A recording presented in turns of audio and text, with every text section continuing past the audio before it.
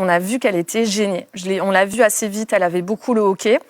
Et il se trouve que j'avais vu sur Instagram une vidéo sur les RGO et je me suis dit, mais ça ressemble quand même beaucoup à ça. RGO, reflux gastro-œsophagien. Voilà. Ça, c'est une des causes très fréquentes, en fait, des problèmes de sommeil des bébés, parce que ça leur fait mal, en fait. Ils ont du reflux, donc ça leur fait mal. Et puis, il y en a qui sont un peu subtils parce qu'il y a des RGO internes où, en fait, ils vont faire comme s'ils avaient un petit chewing-gum dans la bouche, ils vont avoir des petits mouvements comme ça.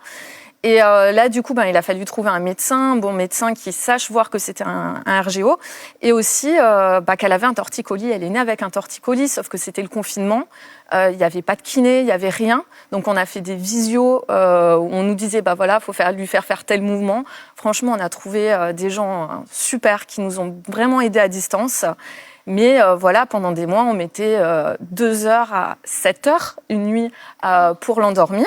Oh là là là. Et donc, c'était 7 heures pour l'endormir. 7 heures pour l'endormir, oui. Et là, au bout d'un moment, on lâche l'affaire. On se met à rigoler, juste. J'ai essayé de l'hypnotiser, ça n'a pas fonctionné. Vraiment, vous avez essayé de l'hypnotiser ? Oui, je lui ai dit, tes paupières sont lourdes. Enfin, on en rigolait, vraiment.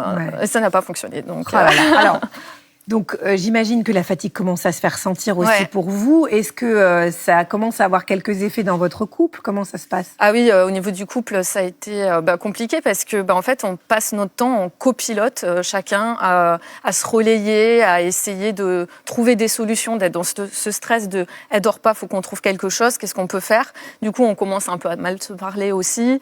Et puis, on n'a pas de soirée parce qu'on met 3 heures à l'endormir chaque soir. Donc, quand c'est fini, on est fatigué, on est sur nos téléphones, voilà, chacun Netflix de notre côté, et il n'y a plus de couple à ce moment-là. Oui, c'est ça. Vous êtes en mode survie, quoi. Voilà, totalement.